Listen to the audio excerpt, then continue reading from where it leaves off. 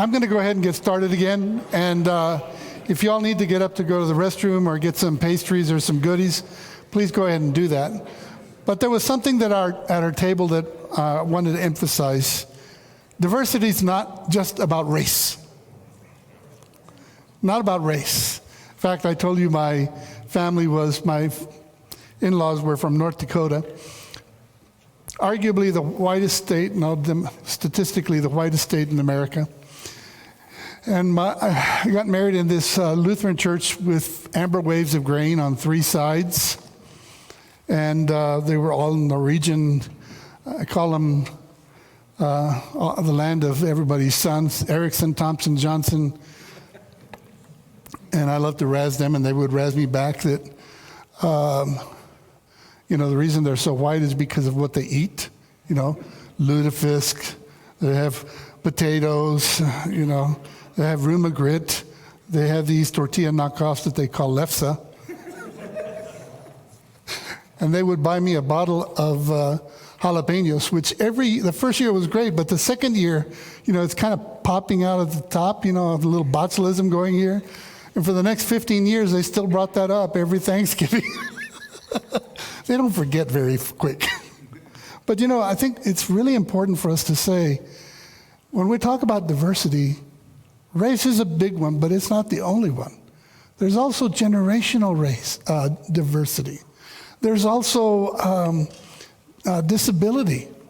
Once you break one thing and you start seeing, hey, we can go after these other kinds of people, we start realizing that we can do more than we thought. So one of the things I really, really want to say, yes, the multi-ethnic conversation is a difficult one. But I want to tell you what, any of you all that are married, you're already dealing with diversity. As a master of counseling, I can tell you with certainty that God, on purpose, has put someone diametrically different from you. And yet, you still make it work, don't you? Because you want to. Love covers a multitude of sins, my wife tells me all the time.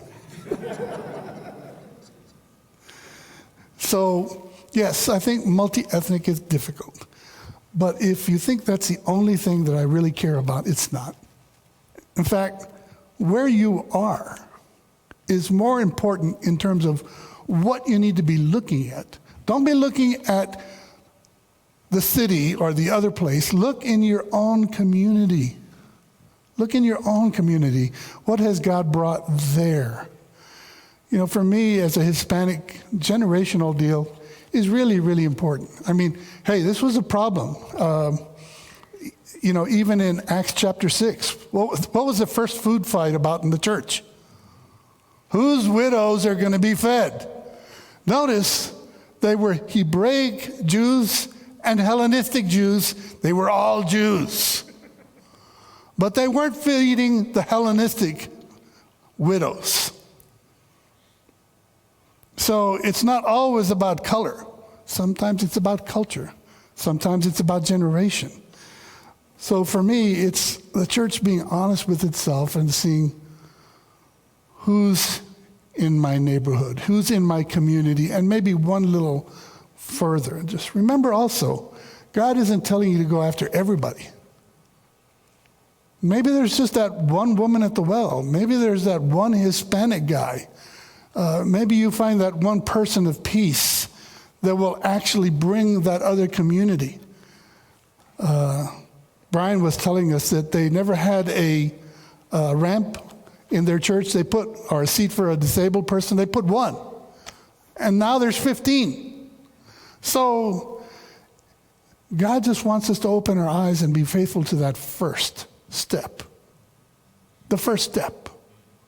Then let Him decide how many other steps. So, can we hear from the room? Yeah. Were there any other major comments or things that you all wanted to bring up? By the way, if you all buy the book and if your elder board wants to have an hour conversation with me, I'd be love to do that.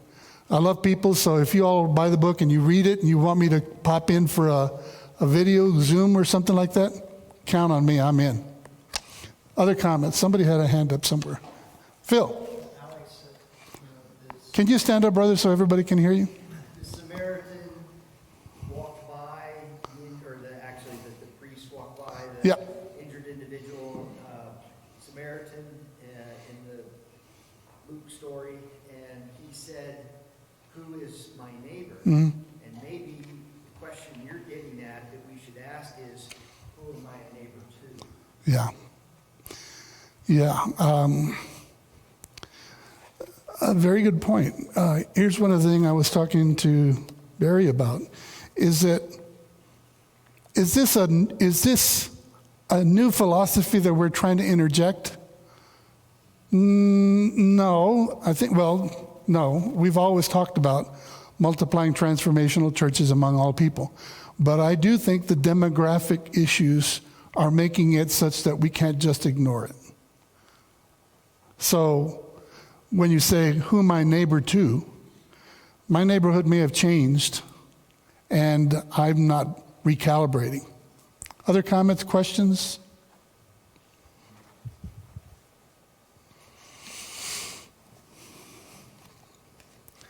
I was just going to say, I think hospitality is a key regardless of culture. I think so. I really... Other cultures value it more, so I wonder if sometimes that's the tree I need to bark on. Absolutely, Dale. So I had 5 daughters, and we lived close to a university. And I told my daughters, if you find someone from another culture that is by themselves, invite them over to the house. We'll take them to the grocery store and let them cook what they would eat there. But I'm going to bring maps, and I want them to walk us across their journey. You don't know how many people we led to the Lord just by opening the door and letting them poison us. And then just letting them show us their journey to that school and to this country. It's amazing. I mean, we think they don't want to talk. They actually do, but they need that open door. In fact, there was a neighbor, and I'm getting off topic a little bit, but we had this, so Laredo, San Antonio is a very diverse city. There was a Korean exchange student that was at a neighbor's 2 or 3 doors, but she didn't feel real comfortable there, and then our girls are crazy. They sit on the curb and inviting anybody into our house. So she started coming into our house. After a while, she started staying with us. Turns out that she was the daughter of the education minister in Korea, a Buddhist. Started coming to our church. We gave her a Bible. She says, I'm Buddhist. I said, that's okay. I'm Christian. She came. And she went back home. A Buddhist with a Bible. One man plants, another man waters. God's the one that makes it happen. So I think you're right, Dale. Connect the demographics of what's changing. It's more about our heart and our willingness to be open to people. So let's go to part 2. Part 2 changes from Cease America to Loves America. For me, in John chapter 4, he says, open your eyes and look on the harvest. But if you go to the next chapter in John, chapter 5, we see that Jesus is persecuted for doing a good thing. He healed somebody, and he's called to give an account for why he did this. And he said, my Father is always at work. I look to see where the Father is at work, and I work there. Remember in chapter 4, Jesus says, 4 months and then comes harvest, but I say to you, open your eyes. We've been weeding, we've been watering. God's been at work. Brothers and sisters, if I'm right, you don't have to travel very far to find people that God has already been at work with. So for me, extending God's kingdom is about opening our eyes and seeing. So one church, my church, the church I went to, so I was pastoring a church when I took this job. I had to leave that because they needed to do a pastoral search. And if I stayed in that church, it probably would have made it more difficult because I led most of these people to the Lord, and they were Hispanics, very huggy, clingy. They got very angry with me for leaving. And I went to an EFCA church that was closer to me, and it was about 250 people, probably only about 10 people that were not Hispanic. And the pastor and I were friends, and I asked him, have you kind of done a neighborhood demographic? He found out by looking around the neighborhood, 50% were Hispanic. He said, I never would have guessed. They started a Hispanic church, a second language service, and within a year and a half, that Hispanic congregation was at 100. Sometimes it's just a matter of opening our eyes and realizing, and I told him, your vision is right, your values are right, but what if you extended God's kingdom into another language? And it's been a fun thing to see. So I think we have good values, good doctrine, but if we open our eyes and just look at the neighborhood, if there is that diversity, maybe the diversity is wheelchair ramps, maybe the diversity is a ministry to single parents, maybe the ministry is to community service, but we expand God's kingdom by loving God's people. I wanted to encourage you also to think about contact theory. I was talking to Barry, and I was talking about Bill Hamill. There's a story in the book about Bill Hamill. Bill was raised in Wisconsin, a Packer fan. Don't hold that against him. Good man. Still is. Still is. But he told me the story that he grew up and his grandparents, and I asked permission to use this, and they said yes. They were Ku Klux Klan. Now in Wisconsin, it wasn't about black people, it was about Catholic and Jews. And so Bill grew up with that, and then he went to Wheaton. And he started hanging around with, he was a defensive blocker and a defensive lineman. And all of a sudden he starts spending time with African Americans and others. And he started realizing by this contact, hey, they're the same kind of different like me. And actually, it was that relationship, that contact with other people that he starts recalibrating his vision of who God's people are and what really matters. So you may have come from an experience, but that doesn't mean it has to stay that just by getting to know other people. So I think it's really important as we start to see, we start to love, we start to extend his kingdom. But then I think and this is where my heart comes in, I just flat love people. I have to control myself from hugging and kissing and sitting down and monopolizing time to ask them to tell me their story. But this district is not devoid of great churches that really get that. In fact, I want to ask Jeff if he'd come up and tell the story of A Taste of the Nations. If we can get this mic to work. Yep, it's already working. So I, in all my travel, come across these amazing churches. I mean, Canyon City has a church that's just like that. They had a hotel next to them that they bought, and they turned it into a halfway house for prisoners that were leaving. Just amazing stories all over. So, Jeff, why don't you take about 5 minutes and tell us about the Taste of the Nations and the impact on the community? All right. Thank you, Alex. I've been pastoring here in Aurora for a long time, I guess 25 years as senior pastor. And it was kind of the typical 85% white, middle to upper middle class, suburban, 15%, mostly African American and a few other ethnicities. When I took the position, still in the same office 25 years later, and the community and the church couldn't be more different. Now I just checked the latest census, and Aurora's down to about 60% non-white And Colorado, just FYI, saw now with the 2020 census is about 1/3 non-white and continuing to increase. And so we're in a place that was changing a lot sooner and a lot faster and a lot more significantly. And in our past, our church has been around 65 years now.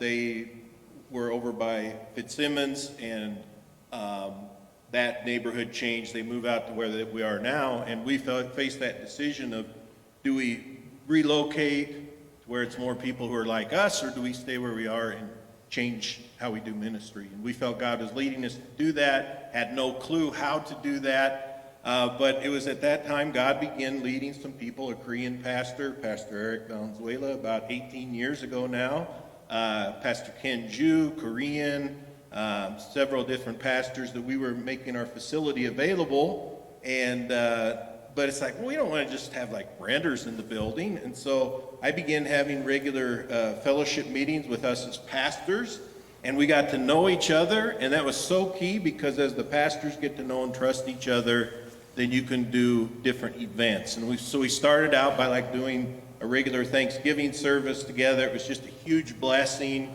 We began to get to know the different cultures. The early years, it was like, the Hispanics would kind of all be over here, and the white folks here, and the African Americans there, and the Asians there. But increasingly, it started to change and get more and more mixed. And then this whole Taste of the Nations that Alex mentioned came about. And so often, one thing I want to advise you not to do if you're looking to reach other ethnicities is, okay, us white folks, we got all these great ideas, and you come be a part of what we want to do, or this idea we had. We would talk about what's an event we could do that would really draw all of our groups and the community. And it was our Korean pastor, Pastor Ken, that had this idea of a Taste of the Nations, where we'd come together for about 3 hours, have music from the nations, have food from the nations, it evolved more into dance groups and things from the nations. And it started out, the very first one was the year the theater shooting happened. And it was about a couple weeks after that. And those of you who are around remember what a heavy thing that was. And especially heavy for us, because one of our daughter's very best friends, dad was killed in that. And I remember going to their house, and it's like, what do you say? And we just basically hugged them and prayed. But so this heaviness in the air, and it was like, so our first one we tried, we made 100 mistakes. We had 200 or 300 people at it, and we're all coming together, and it was just a glorious event. And in the midst of that just heavy darkness of that season in our city, it was like it brought us hope again. For a moment, we were able to kind of forget all the heaviness of that. And there was hope and there was joy, at least for those 2 or 3 hours. And then it was like, this is cool. We learned things, implemented some changes. The next year, it got bigger. The next year got bigger, bigger, bigger. And by the 6th year, it was at least 1,500 people that came to it. People from the whole variety of different ethnicities, our groups, and all these different foods. We got to where then Congressman Kaufman wanted to come. Our police chief came, our fire chief came in Aurora. We had times where we stopped and we prayed for them during the event, and it was just a wonderful, huge part of our growth to becoming a multi-ethnic church. And we look forward to doing it again between some transition in some leadership and COVID. We haven't done it the last couple of years, but we hope to be doing it again soon in the future. So, but man, everybody, it's such a powerful witness to non-believers we invited that just saw that love and that unity in Christ. Hey, Jeff, let me ask you a question. How did it change the church? Tell me the story. Remember the story about how you said it first when you pitched it to the leadership? Would you discuss that? Yeah, well, that event and then just kind of the multi-ethnic... Take another 30 minutes there. Okay. That event and multi-ethnic vision in general, to be flat honest, I think there was probably, as we felt led to move that direction, there's like probably 25% of the church that initially is just like, yeah, let's reach the diversity, let's become a multi-ethnic church, tended to be people with big missions hearts. There was another 20 to 25%, realistically, that they never really said anything, but kind of made their way out, either slowly or over time.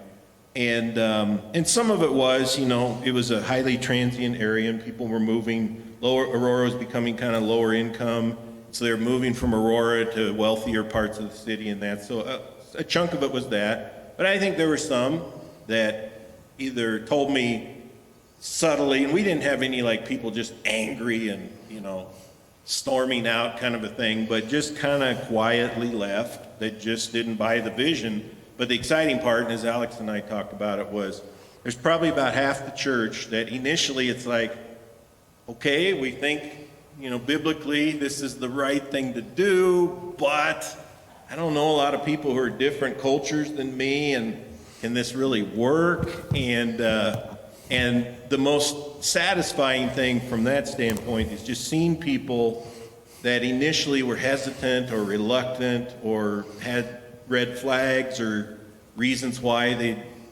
it's like, I'm not sure I'm going to hang with this, that over time got to not only accept it, but become some of the strongest advocates and enthusiastic supporters of it. And so that was our experience. I've heard some similar stories from other churches that have gone through this transition. But anyway. Yeah, thank you, Jeff. In order to help you not get locked into the ethnic diversity issue, I want to give another example of a church in Valley City. And the pastor there had a disabled son. And so all of a sudden, diversity is a big deal for them, but it's disability. And the church I'm talking about is Valley City. And I want you to know that they made that a key component of what they were trying to reach.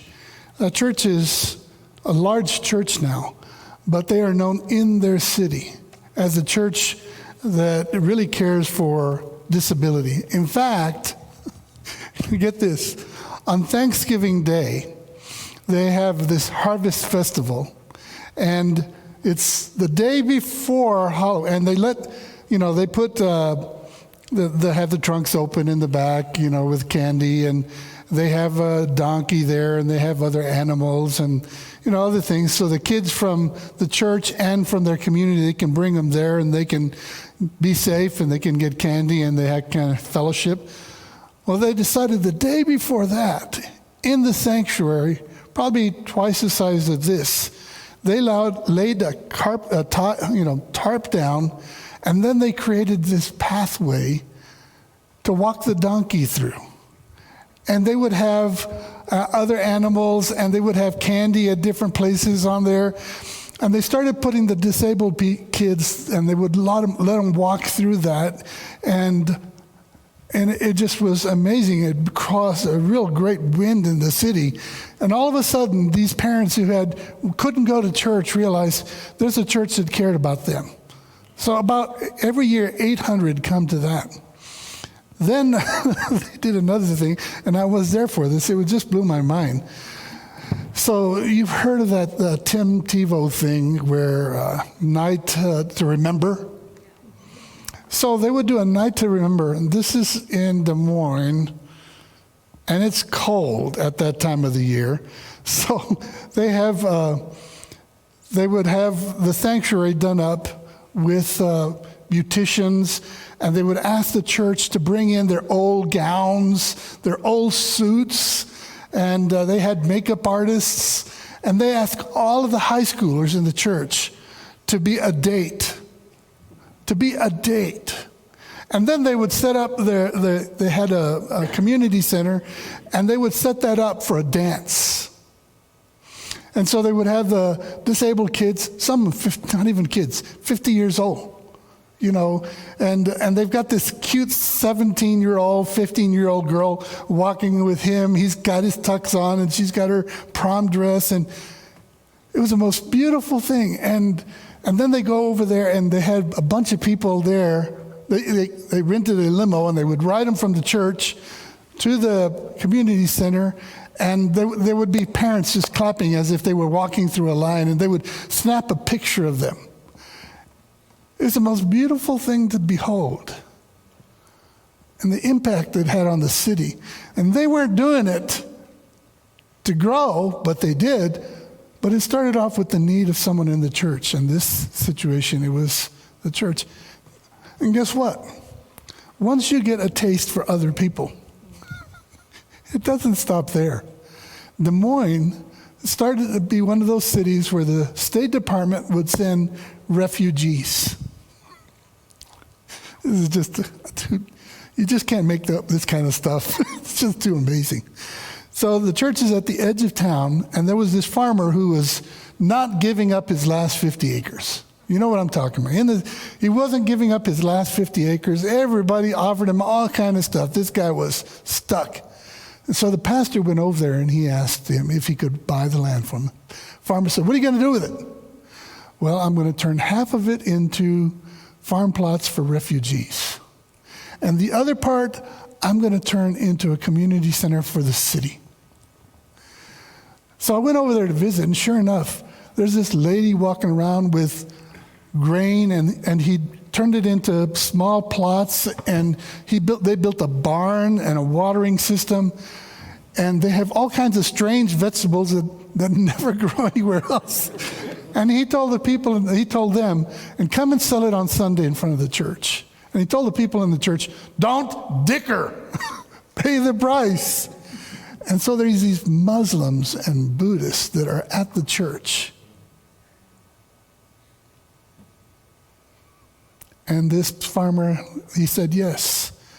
And so the point I'm getting at is, don't get hung up on the color issue. Get hung up on who's that neighbor by you. Don't worry about bringing the masses. Be faithful to the one, the two. Frankly, I believe, aside from a church recalibrating its vision, it's multi-ethnic church planting from the very beginning. And it doesn't necessarily matter the color of the person that is doing the planting.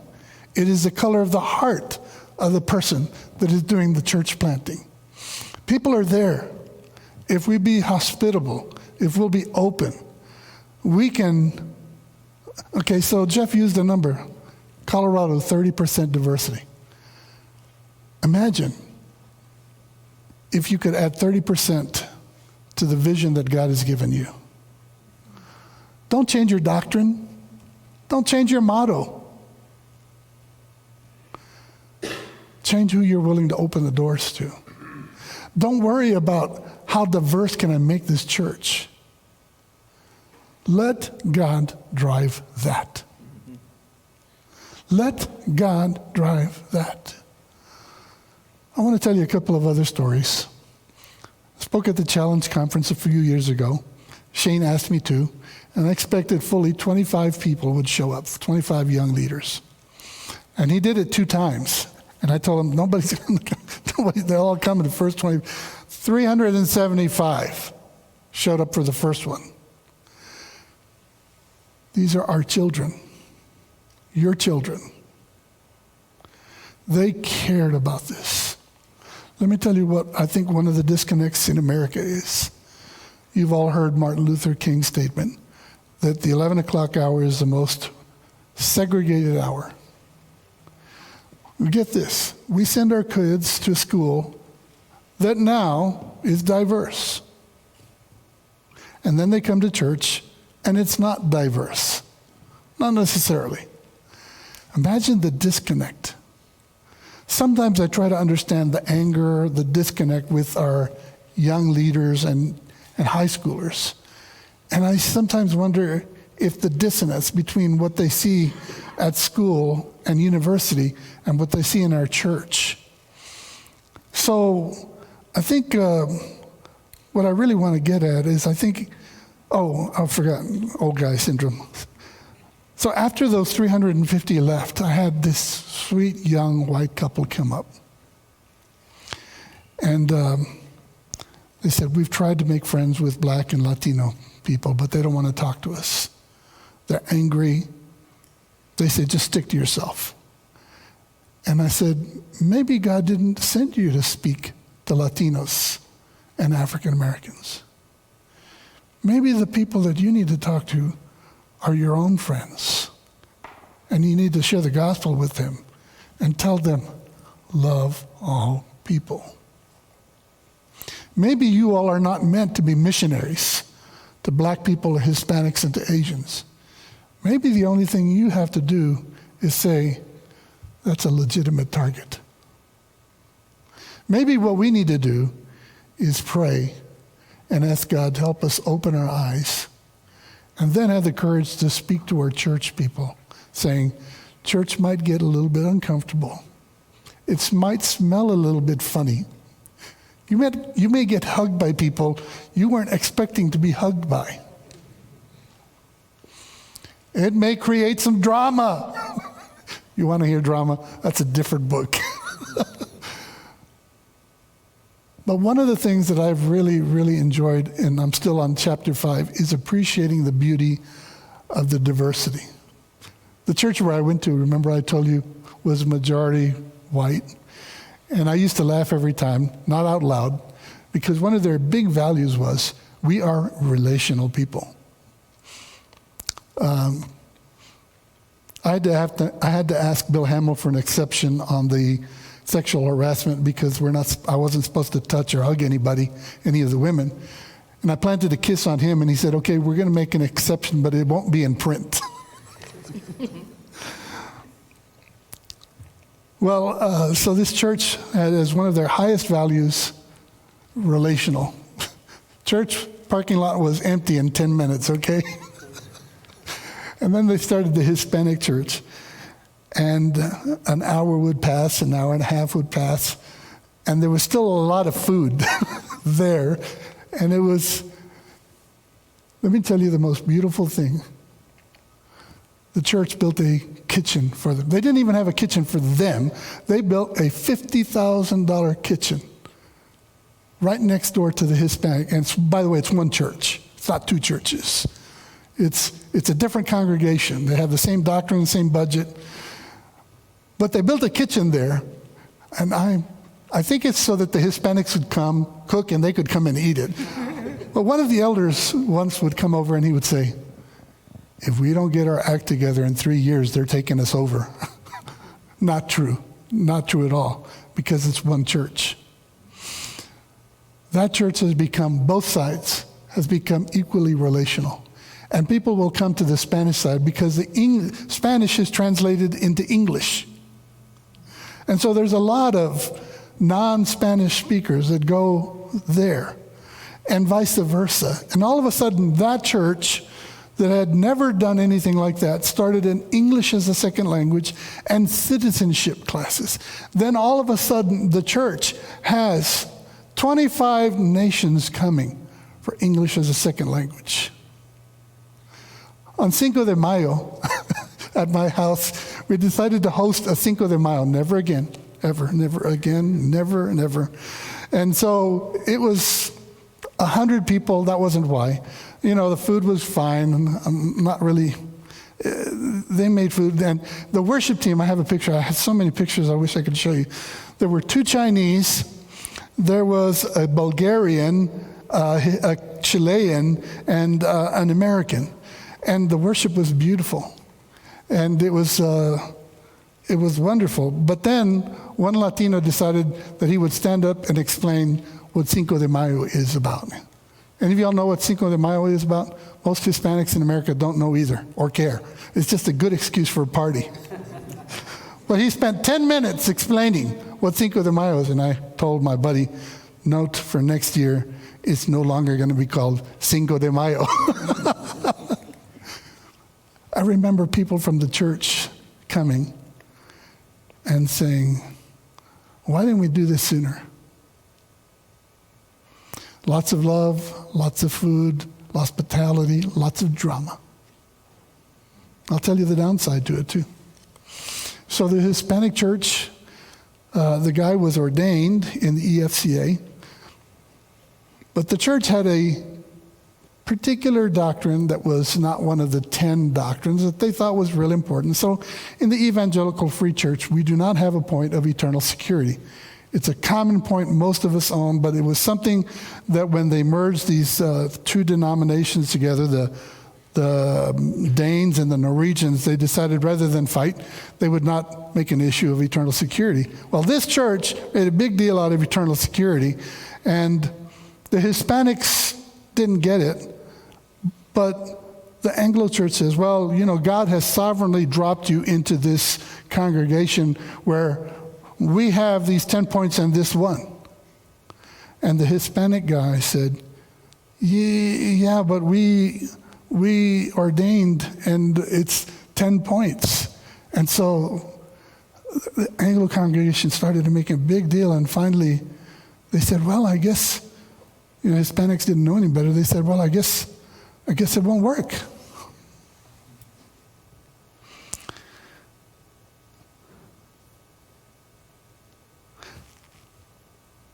And the Anglo congregation said, it'll work. They made it happen. I'd never seen anything like that. Somebody who had the power, who said, we won't take advantage of what power we have. We'll agree on the 10 points. That humility sparked a great growth in the Hispanic church. In fact, when they first were talking about becoming one church, they said, well, what are we going to call ourselves? And the Anglo church says, we're going to change our name to something later on. And 2 years later, it was time to make the name change. And the Anglos were ready.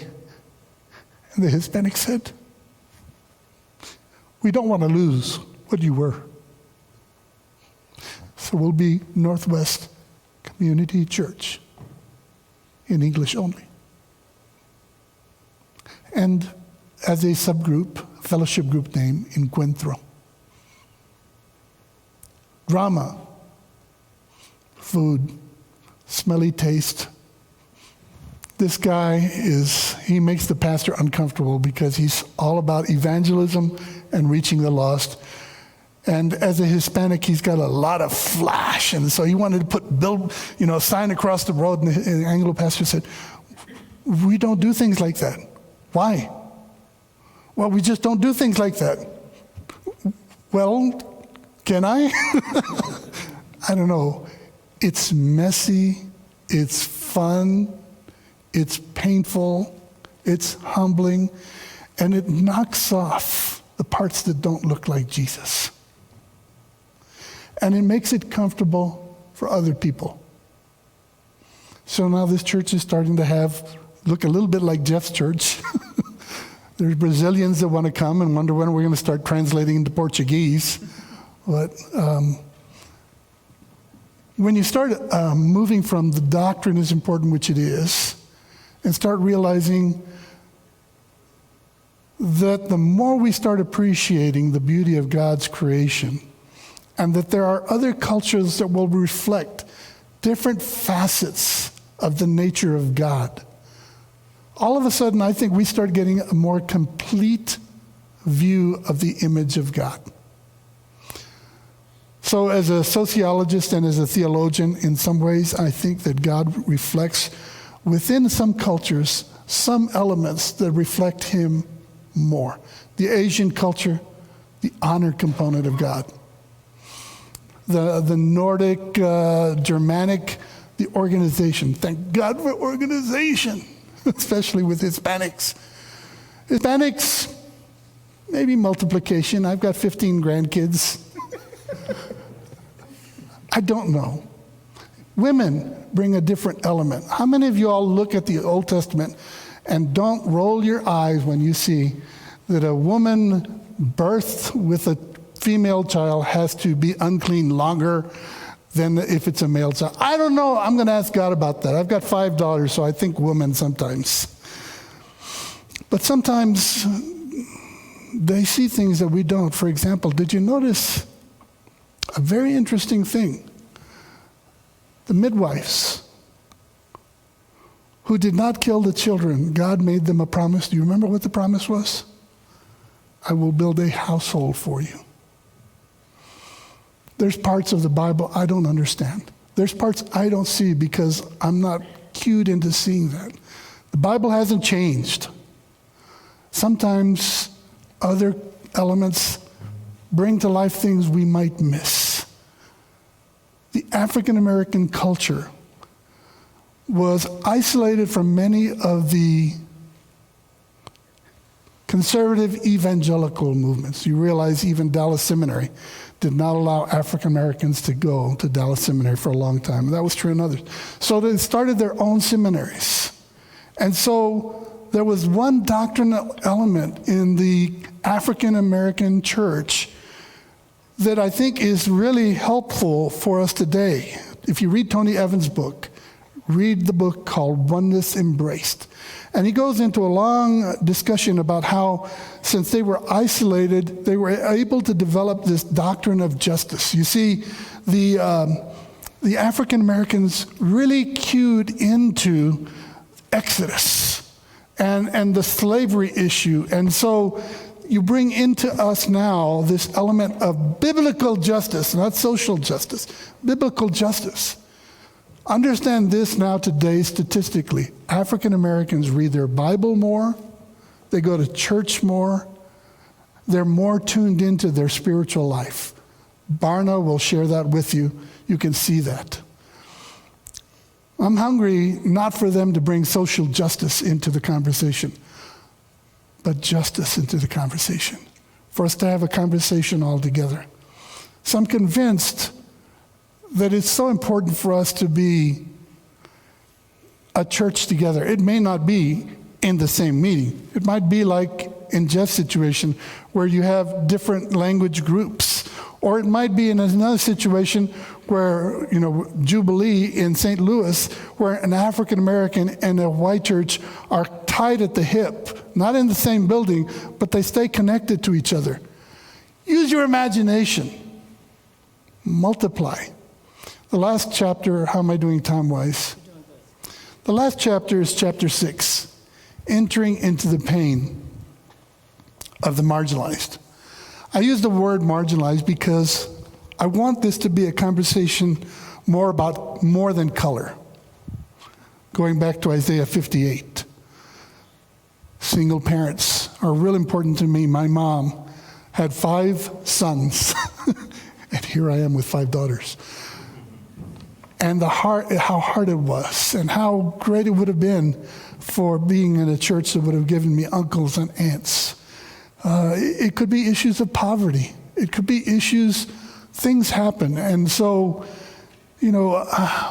marginalized at one point can be somebody who has everything and then has very little.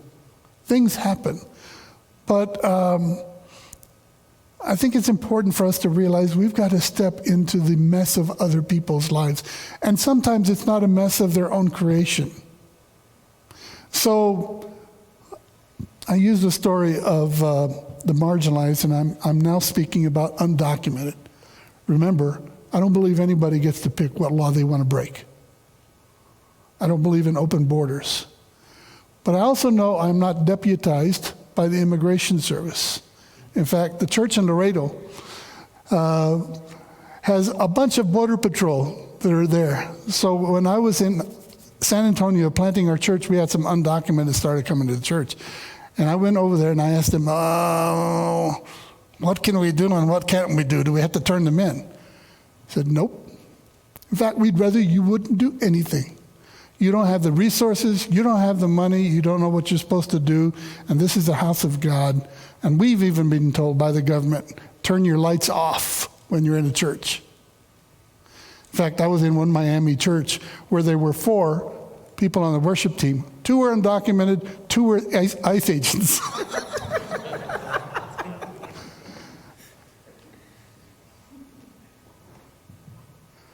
They fit in nicely with the rest of the sinners in the church. But Immigrant Hope was an effort by the Evangelical Free Church to step in intentionally, to understand what can we do and can't we do. There's two things you can't do. You can't pay them or hire them as a job. Two, you can't give them paperwork that's not right, legal paperwork. And so as we studied what can we do, we started Immigrant Hope, and its threefold mission: to provide the hope of the gospel, help in the legal pathway as best we can, and a home in the church.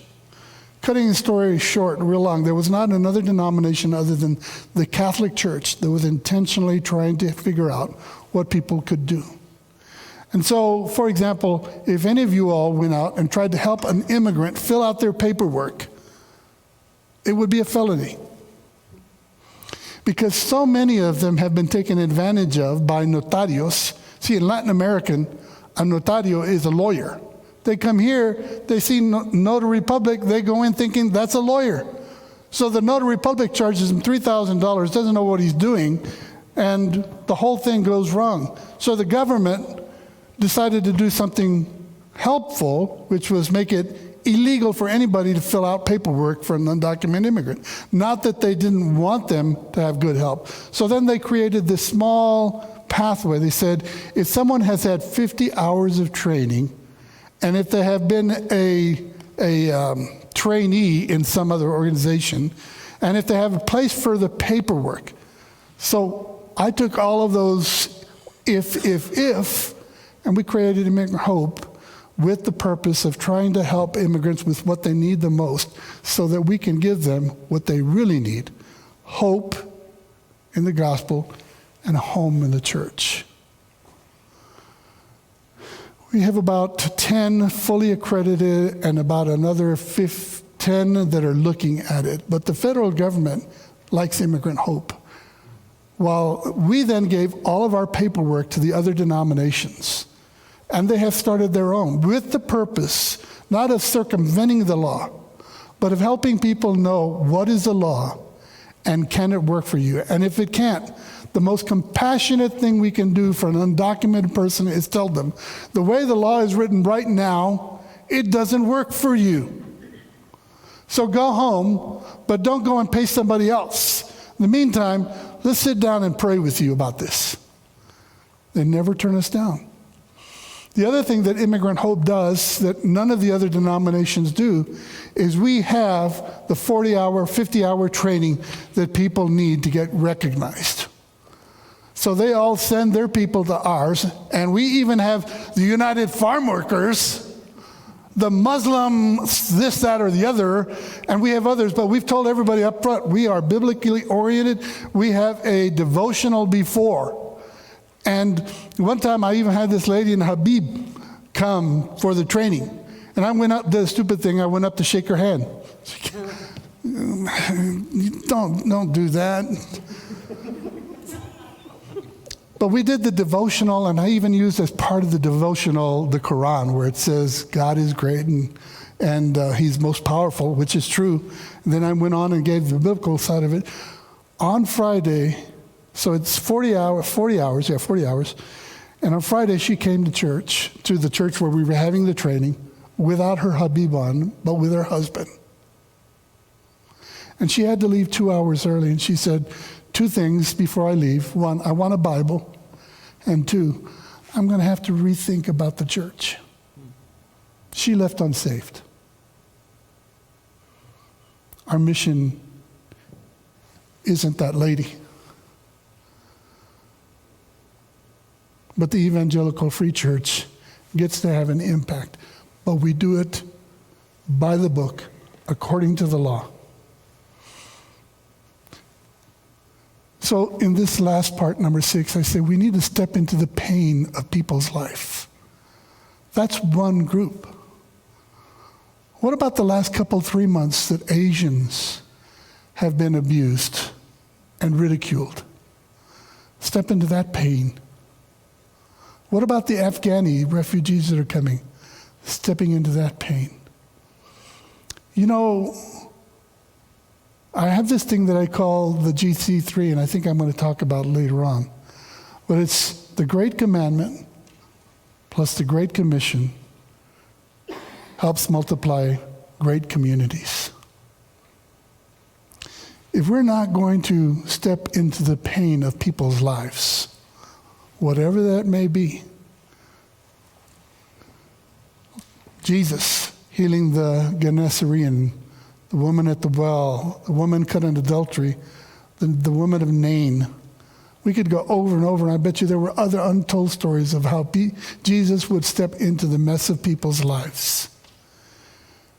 If all you want to do is make disciples, but you really don't care, love people, other than people like you,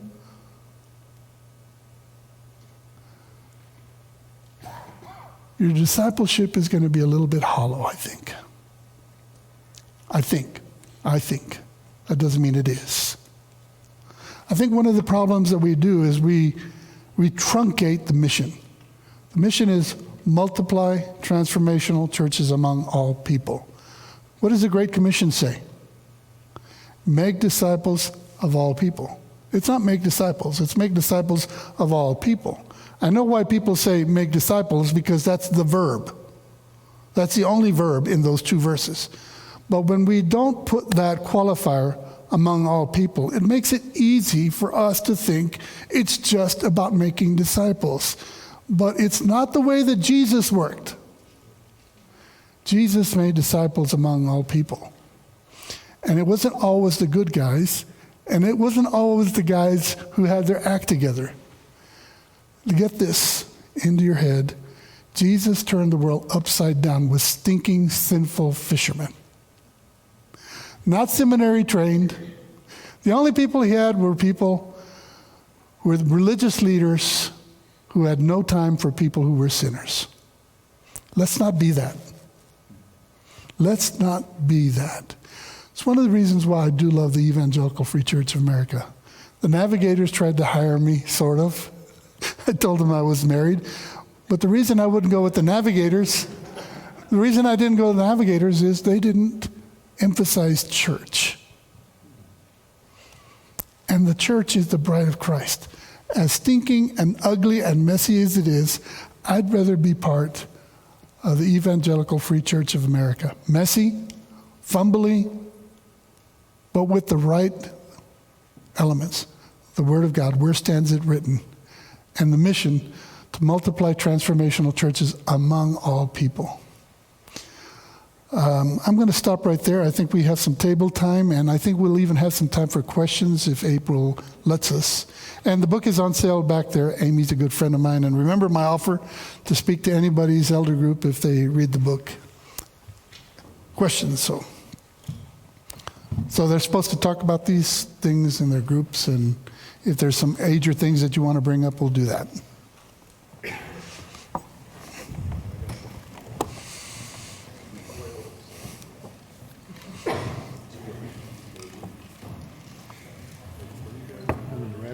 Down. This is stuff for our HCN. Yep. What's the ACN? HCN, Healthy Church Network. So all the churches are every month we have 10 geographical areas where the pastors in the area get together. So yeah. That was I could never repeat it again. So that's the bad part about not having it written down.